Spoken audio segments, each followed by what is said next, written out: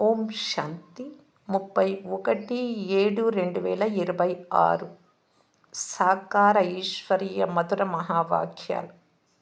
మధురమైన పిల్లలారా, మీరు పిల్లలు పెద్దవారై నా సేవ చెయ్యాలి అనే ఆశ కూడా శివబాబాకు లేదు. తండ్రి ఎప్పుడు ముసలివారుగా అవ్వరు. తండ్రి నిష్కామ సేవాధారి. ప్రశ్న: భోలానాథుడైన శివబాబా పిల్లలైన మనందరి అతిపెద్ద కొనుగోలుదారుడు ఎలా? జవాబు: తండ్రి చెప్తున్నారు, నేను ఎంతటి అమాయకుడైన గ్రాహకుడు, కొనుగోలుదారుడను అంటే, మీ వద్ద ఉన్న పాత వస్తువులన్నీ తీసుకొని దాని ప్రతిఫలంగా అన్ని క్రొత్త వస్తువులను ఇస్తాను. బాబా, ఈ తనువు, మనస్సు, ధనము అంతా మీదే అని మీరంటారు.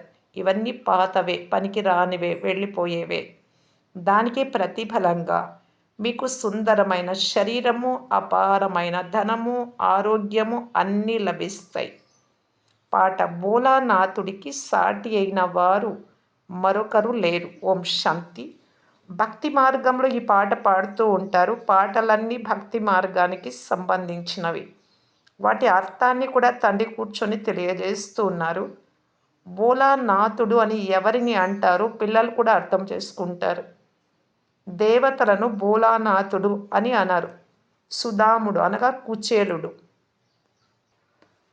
2 పిడికెళ్ళ అటుకులిచ్చారు, వెంటనే అతడికి మహళ్ళు లభించాయి అని అంటారు. అది కూడా ఎంతకాలం వరకు? 21 జన్మల కొరకు. తండ్రి వచ్చి భారత్ వాసులకు తప్పకుండా వజ్ర వైడ్యూర్యాల మహళ్ళు ఇస్తారు అని ఇప్పుడు పిల్లలైన మీరు అర్థం చేసుకున్నారు. దేనికి ప్రతిఫలంగా ఇస్తారు బాబా?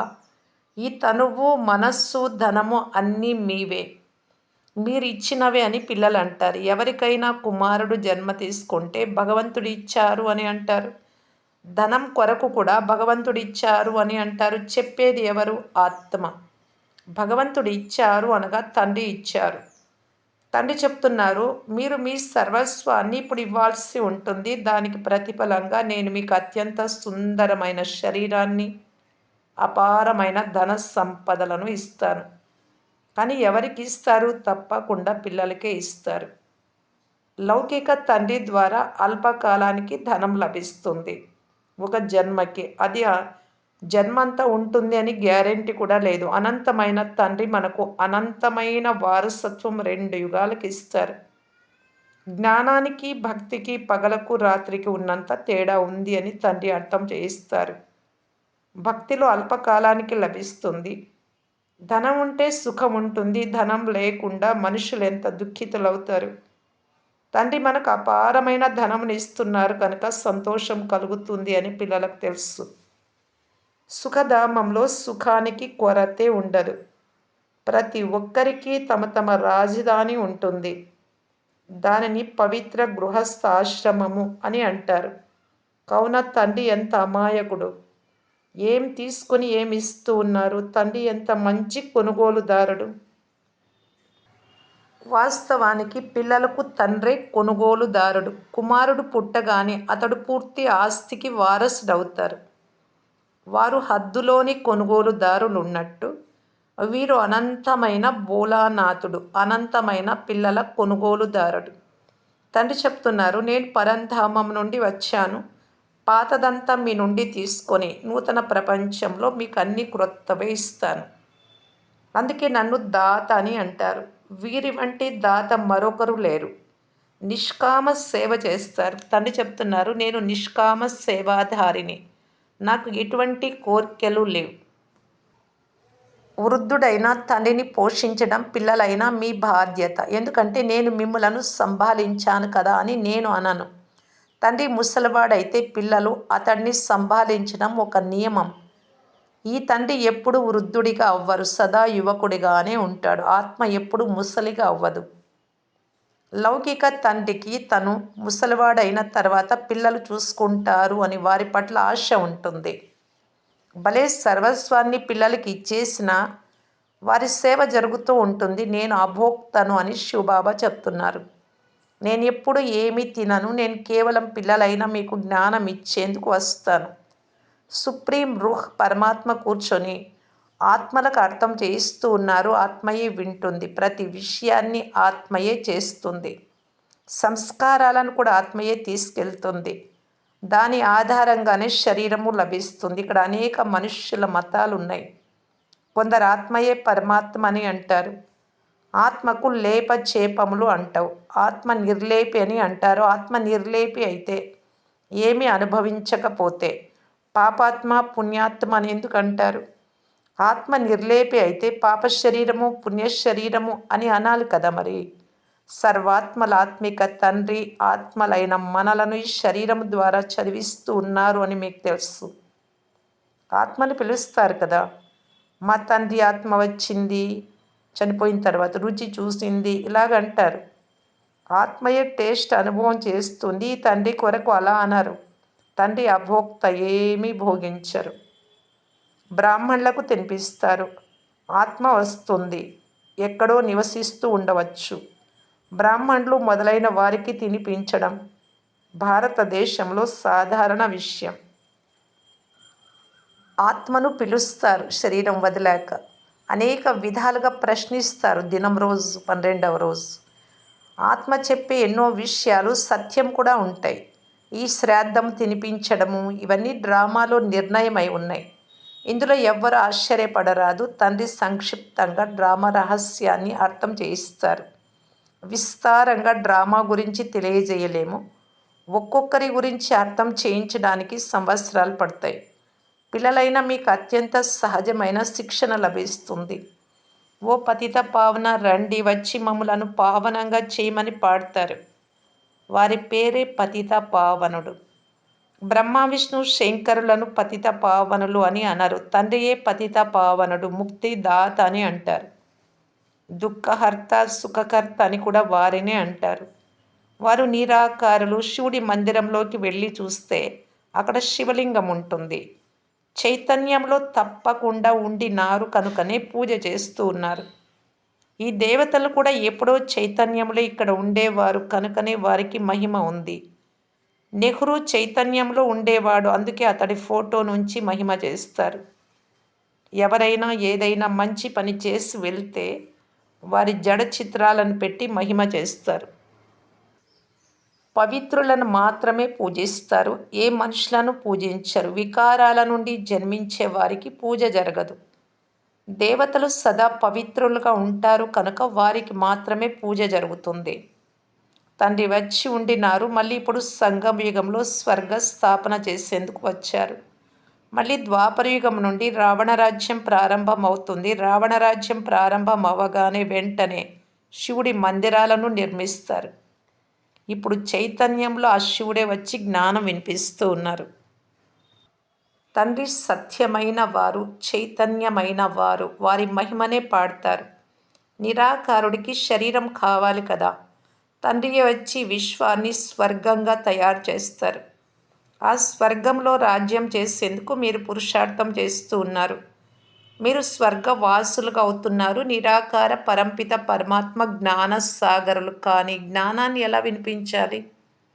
నేను ఈ శరీరంలో వచ్చాను, డ్రామాలో నాకు ఈ పాత్ర ఉంది, నేను ప్రకృతిని ఆధారంగా తీసుకుంటాను అని తండ్రి చెప్తూ ఉన్నారు. ఎవరు మొదటి నెంబర్ కలవారో వారి అనేక జన్మల అంతిమంలో నేను వచ్చి ప్రవేశిస్తాను. ఇతడికి బ్రహ్మ అని పేరు పెడతాను. మొదట మీరంతా 14 సంవత్సరాలు కరాచీలో బట్టీలో ఉండేవారు. అప్పుడు చాలామందికి పేర్లు పెట్టారు. తర్వాత అనేక మంది వదిలి వెళ్ళిపోయారు. కావున పేరు పెట్టిన లాభమేముంది? మీరు ఆ పేర్లు వింటే ఆశ్చర్యపడతారు. ఒకేసారి అన్ని రమణీకమైన పేర్లు పెట్టారు. సందేశీ పేర్లను పైనుండి బాబా వద్ద నుండి తీసుకొని వచ్చేది. ఆ లిస్టు కూడా తప్పకుండా ఉంచుకోవాలి. సన్యాసులు కూడా సన్యసించినప్పుడు వారి పేర్లను కూడా మార్చుతారు. వారి ఇల్లు వాకిళ్ళు వదిలేసి వెళ్తారు. అలా మీరు వదిలేయరు. మీరు వచ్చి బ్రహ్మ పిల్లలుగా అవుతారు. మీరు మొదటి నుండి శివుడి పిల్లలుగానే ఉన్నారు. మీరు బాప్తాదా అని అంటారు. సన్యాసులది అలా కాదు. భలే పేరును మార్చుకున్న వారికి బాప్తాదా లభించరు. వారికి కేవలం గురువు లభిస్తారు. హఠయోగులు హద్దులోని సన్యాసులు, మీరు రాజయోగులు, అనంతమైన సన్యాసులు. ఇరువురికి రాత్రికి పగలుకున్నంత వ్యత్యాసం ఉంది. జ్ఞానము, భక్తి, వైరాగ్యము అని మహిమ చేయబడుతుంది. వారికి కూడా వైరాగ్యం ఉంది. కానీ వారిది ఇల్లు, వాకిళ్ళ పైన వైరాగ్యం. వాటిని వదిలేసి వెళ్తారు. మీకు పూర్తి ప్రపంచంపై వైరాగ్యం ఉంది. సృష్టి పరివర్తన అవుతుంది అని వారికి తెలియనే తెలియదు. మీది అనంతమైన వైరాగ్యం. ఈ సృష్టి సమాప్తం కాబోతోంది. మీ కొరకు నూతన ప్రపంచం తయారవుతోంది. అక్కడికి వెళ్ళాలి, కానీ పావనం అవ్వకుండా అక్కడికి వెళ్ళలేరు. తప్పకుండా నూతన ప్రపంచంలో దేవీ దేవతల రాజ్యం ఉండేది. దానిని మళ్ళీ ఇప్పుడు తండ్రి స్థాపన చేస్తూ ఉన్నారు. శివబాబాను స్మృతి చేయడం ద్వారా మనం పుణ్యాత్మలుగా అవుతాము అని మీకు తెలుసు. వాస్తవానికి ఇది చాలా సహజం, కానీ స్మృతి చేయడం మర్చిపోతారు. భక్తి మార్గంలోని పద్ధతులు, సంప్రదాయాలు పూర్తిగా భిన్నమైనవి. వాపస్ తమ ఇంటికి ఎవ్వరూ వెళ్ళలేరు. అందరూ పునర్జన్మలు తప్పకుండా తీసుకోవాలి. ఇంటికి వెళ్ళే సమయం అందరికీ ఒక్కటే. ఫలానా వారు మోక్షాన్ని పొందుకున్నారు అని చెప్పడం కూడా అసత్యమే. తండ్రి చెప్తున్నారు, ఏ ఆత్మ కూడా పైనుండి ఒక్కసారి క్రిందకు వచ్చిన తర్వాత లాస్ట్ వరకు వెళ్ళలేరు మధ్యలో. లేకుంటే పూర్తి ఆటంతా పాడైపోతుంది. ప్రతి ఒక్కరూ సతో రజో తమోలోకి తప్పకుండా రావాలి. మోక్షం కొరకు చాలామంది వస్తారు, వారికి మోక్షం లభించదు అని అర్థం చేయించబడుతుంది. ఇది అనాదిగా తయారు చేయబడిన డ్రామా. అది ఎప్పటికీ మారదు. ఈగ ఇక్కడి నుండి ఎగిరింది అంటే తిరిగి 5000 సంవత్సరాల తర్వాత కూడా అలాగే జరుగుతుంది. తండ్రి ఎంత అమాయకుడో మీకు తెలుసు. పతిత పావనుడైన తండ్రి తన పాత్రను అభినయించేందుకు పరంధామం నుండి వస్తారు. ఈ డ్రామా ఎలా తయారు చేయబడి ఉందో, ఇందులో ముఖ్యమైన వారు ఎవరెవరు ఉన్నారో తండ్రి అర్థం చేయిస్తారు. ఉదాహరణకి, ఈ ప్రపంచంలో అందరికంటే ధనవంతులు ఎవరు అని అన్నప్పుడు అందులో నంబర్ వారుగా పేర్లు వ్రాస్తారు కదా. అందరికంటే ధనవంతులు ఎవరో మీకు తెలుసు. వారు అమెరికా అని అంటారు. కానీ అందరికంటే షావుకారులు స్వర్గంలోని లక్ష్మీనారాయణులు అని మీకు తెలుసు. భవిష్యత్తులో అందరికంటే ధనవంతులుగా అయ్యేందుకు మీరు పురుషార్థం చేస్తున్నారు. ఇది ఒక రేస్, పరుగు పందెం. ఈ లక్ష్మీనారాయణుల వంటి షావుకారులు ఎవరైనా ఉంటారా? అల్లా అవల్దీన్ కథను కూడా తయారు చేశారు. రుద్దగానే కుబేర ఖజానా వెలువడుతుంది అని అంటారు. అనేకమైన రకరకాల నాటకాలు తయారు చేస్తారు. ఈ శరీరాన్ని వదిలి స్వర్గంలోకి వెళ్తాము అని ఇప్పుడు మీ బుద్ధిలో ఉంది. మీకు లెక్కలేనంత కుబేర ఖజానా లభిస్తుంది. తండ్రి చెప్తున్నారు, నన్ను స్మృతి చేస్తే మాయ ఒక్కసారిగా మారిపోతుంది, అంటే పారిపోతుంది, వెళ్ళిపోతుంది అని. తండ్రిని స్మృతి చేయకుంటే మాయ చాలా సతాయిస్తుంది. బాబా, మాకు మాయ తుఫాన్లు చాలా వస్తాయి అని అంటారు. మీరు తండ్రిని ప్రీతితో స్మృతి చేస్తే తుఫాన్లు అన్నీ ఎగిరిపోతాయి. నాటకాలు మొదలైనవి కూర్చొని తయారు చేశారు, నిజానికి అవేమీ లేవు. బాబా ఎంత సహజంగా అర్థం చేయిస్తారు. కేవలము తండ్రిని స్మృతి చేస్తే మీలో ఉన్న మిశ్రమాలన్నీ తొలగిపోతాయి. ఇతర ఏ కష్టము ఇవ్వరు. ఆత్మ ఏదైతే పవిత్రంగా సత్యమైన బంగారుగా ఉండేదో అది ఇప్పుడు అసత్యంగా తయారైంది. మళ్ళీ ఈ స్మృతి అనే అగ్ని ద్వారా సత్యంగా తయారవుతుంది. అగ్నిలో వేయకుండా బంగారము పవిత్రంగా అవ్వదు. దీనిని కూడా యోగ అగ్ని అని అంటారు. ఇది స్మృతి విషయం. వారు అనేక ప్రకారాలైన హఠయోగాలను నేర్పిస్తారు. లేస్తూ కూర్చుంటూ తండ్రిని స్మృతి చేయమని మీకు చెప్తున్నారు. ఆసనాలు మొదలైనవన్నీ ఎంతవరకు వేస్తారు? ఇక్కడ నడుస్తూ తిరుగుతూ పనులు చేస్తూ బాబా స్మృతిలో ఉండాలి. భలే వ్యాధిగ్రస్తులై ఉన్నా పడుకొని అయినా నిద్రపోకుండా తండ్రిని స్మృతి చేయగలరు. శివబాబాను స్మృతి చెయ్యండి. చక్రాన్ని బుద్ధిలో తిప్పుతూ ఉండండి, అంతే. దానినే వారు గంగా తీరంలో అమృతం నోటిలో ఉండని అని పాడతారు. గంగా తీరంలో గంగా జలమే లభిస్తుంది, కానీ మనుషులు హరిద్వారంలోకి వెళ్ళి కూర్చుంటారు. తండ్రి చెప్తున్నారు, మీరు ఎక్కడైనా కూర్చోండి. భలే వ్యాధిగ్రస్తులుగా ఉన్న కేవలం తండ్రిని స్మృతి చెయ్యండి. మీ 84 జన్మల స్వదర్శన చక్రాన్ని తిప్పుతూ ఉన్నప్పుడు ప్రాణం తనువు నుండి తొలగిపోవాలి. ఈ అభ్యాసాన్ని చేయాల్సి ఉంటుంది. ఆ భక్తి మార్గ విషయాలకు ఈ జ్ఞాన మార్గ విషయాలకు రాత్రికి పగలకు ఉన్నంత తేడా ఉంది. తండ్రి స్మృతి ద్వారా మీరు స్వర్గానికి అధికారులుగా అవుతారు. ఎవరు యుద్ధ మైదానంలో మరణిస్తారో వారు స్వర్గంలోకి వెళ్తారు అని యుద్ధ మైదానంలో ఉన్న వారి గురించి చెప్తారు. వాస్తవానికి యుద్ధం ఇక్కడే ఉంది. ఇక్కడ మీరు మరణించిన యుద్ధంలో ఓడిపోయినా స్వర్గంలోకి వెళ్తారు. మాయతో యుద్ధం. వారు కౌరవ పాండవ సైన్యాలను చూపించారు. మహాభారత యుద్ధం జరిగిన తర్వాత ఏమైంది? ఫలితం ఏమీ వెలువడలేదు. పూర్తి ఘోరాంధకారంలో ఉన్నారు. ఏమీ అర్థం చేసుకోరు. అందుకే అజ్ఞాన అంధకారము అని అంటారు. అజ్ఞానాన్ని చీకటిగా. తండ్రి మళ్ళీ వెలుగునిచ్చేందుకు వచ్చారు. వారిని జ్ఞానసాగరులని అంటారు. మీకు ఇప్పుడు పూర్తి జ్ఞానం అంతా లభించింది. అది మూలవతనం. ఆత్మలైన మీరు ఎక్కడ నివసిస్తారో దాన్ని బ్రహ్మాండం అని కూడా అంటారు. ఇక్కడ రుద్ర యజ్ఞాన్ని రచించినప్పుడు తండ్రితో పాటు ఆత్మలైన మీకు కూడా పూజ చేస్తారు. ఎందుకంటే మీరు అనేక మంది కళ్యాణం చేస్తారు. తండ్రితో పాటు మీరు విశేషంగా భారతదేశానికి ప్రపంచానికి ఆత్మిక సేవ చేస్తున్నారు. అందుకే తండ్రితో పాటు పిల్లలైన మీకు కూడా పూజ జరుగుతుంది. మంచిది. మధురాతి మధురమైన అపురూపమైన పిల్లలకు మాతాపిత బాప్దాదాల ప్రియ స్మృతులు మరియు గుడ్ మార్నింగ్. ఆత్మిక పిల్లలకు ఆత్మిక తండ్రి నమస్తే. ధారణ కొరకు ముఖ్య సారము. ఫస్ట్ పాయింట్, మాయా తుఫాన్లను తరిమి కొట్టేందుకు తండ్రిని చాలా ప్రీతిగా స్మృతి చేయాలి. ఆత్మను యోగాగ్ని ద్వారా సత్యమైన బంగారుగా తయారు చేసుకోవాలి. సెకండ్ పాయింట్, అనంతమైన వైరాగ్యం కలవారై ఈ పాత ప్రపంచాన్ని మర్చిపోవాలి. ప్రపంచం మారుతూ ఉంది. నూతన ప్రపంచానికి వెళ్ళాలి కనుక దీని నుండి సన్యాసాన్ని తీసుకోవాలి. అంటే వైరాగ్యం రావాలి. వికారాల సన్యాసం, వికారాలను వదలాలి. వరదానం, అడుగుపై సావధానం ఉంచుతూ జాగ్రత్త పడుతూ పదమాల అంటే లెక్కలేనంత సంపాదనను జమ చేసుకునే పదంపతి భవ.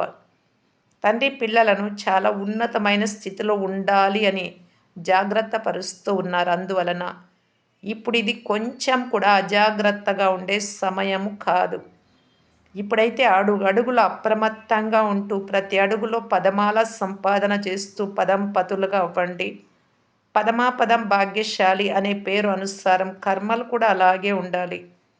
ఒక అడుగు కూడా పదమాల సంపాదన లేకుండా ఉండరాదు. కనుక చాలా ఆలోచించి అర్థం చేసుకొని శ్రీమతం అనుసారం ప్రతి అడుగు వేయండి. శ్రీమతంలో మన్మతాన్ని మిక్స్ చేయకండి. మీకు నచ్చినట్టు నడవకండి. స్లోగన్, మనస్సును ఆజ్ఞానుసారం నడిపిస్తే వ్యర్థం లేకుండా మన్మనాభవ స్థితి బాబాను స్మృతి చేసేది స్వతహాగా ఉంటుంది.